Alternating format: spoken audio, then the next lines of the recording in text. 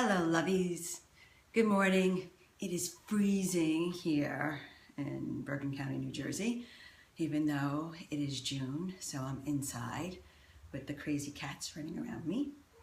I'm not a crazy cat lady. I do have a kid. His name is Hudson. He's 16. So anyway, last night, I had this really great honor of talking to a friend who's a new yoga instructor. Actually, she's been teaching, I guess it's about a year. Her name is Vicky, and I met Victoria, about, I'm going to say over a year ago when she was doing her teacher training. She would come to my Tuesday night class that I taught. It was a 6:30 class, and it was crazy. It always had like ridiculous amounts of people in it, and we laughed. The class was really based on laughter and trying new things, and it didn't matter what level. I hate that word level, where if you was your first class or your 1,000th class, it didn't matter. Everybody, it was the first class for everyone every Tuesday, and partly because no one ever knew what I was doing. But we had a lot of fun, and I'm grateful. And last night, Vicky was talking to me before she was going into teach class, and she was talking about kind of like this little bit confusion that how there's, it's so hard because there's all these different practices. And as a yoga instructor now, she took her 200 hours in one practice, and now she wants to experience all these other practices. And that's great. We should be, because what the practices are, all these different branches of the different practices, or all the different branches of the hatha, for whether it's Ashtanga or Iyengar or Bikram or whatever. There's so many from all over the world. They all are interpretations, or someone's interpretation of the asanas. I remember reading that there's 4,400 known postures. So all those really are just different transitions and interpretations of postures that we know, the core postures. But the idea is that, each interpretation is just that. Yoga was never meant for us to imitate a posture. It was meant for us to interpret a posture. I was taught that the postures were developed in the Lemurian age when we were the closest to the animal kingdom, which meant that we were resonating on that same level. And the way I was taught was that we looked at these animals and said, holy, look at what they can do. Why can't we do that? And what we started to do was interpret the things that they were doing and created postures for us to facilitate an energy to help us move, or manipulate an energy to help us facilitate it to have an end result. So we have postures that are called camel and, cobra, fish, and then, it evolves and we go into the Hindus, and then they are named after deities and, and things like that. But all they really are just interpretations. We saw something and we interpreted what we saw.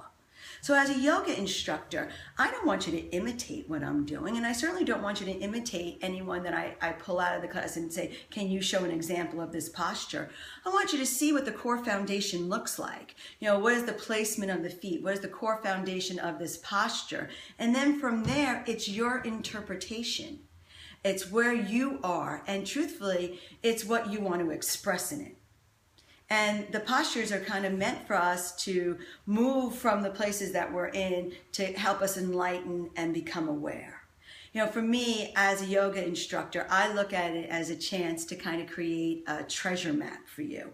I base the asanas, or the classes that I'm getting ready to teach, on kind of what's happening in the universe. So if you're coming to a class with me, except for tonight because I'm teaching dog yoga, if you're coming to a class with me over the weekend, it's going to be based on the Mercury retrograde. So it's about communication and balancing. So that's the way I was taught. So I use the asanas as a way to manipulate energy, to facilitate it through the physical vessel, to help us align with what's happening around us. And the more aligned we are with our environment and those around us and what's happening around us, the easier we are in moving through energy, and eventually always being able to manifest that which we desire. We're always invited to set an intention or an inspiration in the beginning of a class, and the asana is this moving meditation. So for me, I look at it that I kind of sequentially link all these insights together, almost all these little clues together, that at the end you're going to find your treasure, and whatever that treasure is. So whatever you're wishing for or manifesting or inspired, or even if it's that you came into the class in a bad mood and you want to leave in a good mood, I'm hoping that the treasure map that I laid out in front of you and that you follow along will get you to that place. So it's not about imitating a posture, it's about interpreting the posture and then going deep within you and aligning all four bodies to help facilitate this energy. Now, each posture does have a physical aspect to it. Some postures are meant to help detoxify organs. Other postures are meant to align chakras. The most important thing about all the postures, any posture, is that it's meant to engage the whole physical body and align all four bodies, the emotional, the mental, the physical, and the light body. Now, everyone, it doesn't matter what your religious modality is. The asanas have no religious origin. It is a spiritual practice. It believes in one God and that we're calling in an energy from that universal God into our physical vessels. So we honor it, the body becomes a temple. I think what's great about all the modalities of different religions is if you look, it all kind of stems to a yoga practice. I look at the mat as an altar, a sacred place. I look at the postures as individual prayers and meditations, calling in an energy and then taking a moment and sitting in that energy, meditating on that energy, and then moving through that energy and transitioning and evolving into the next one. So for me, it's more of an adventure, but it's also a very sacred place. But that's not for everybody. That's me.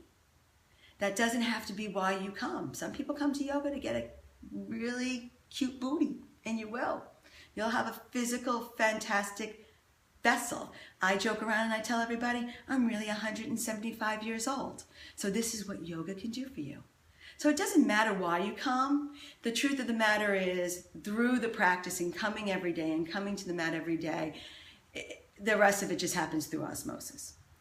Living in the areas that we live in now, especially here in Bergen County, we have the freedom to practice so many different modalities of yoga.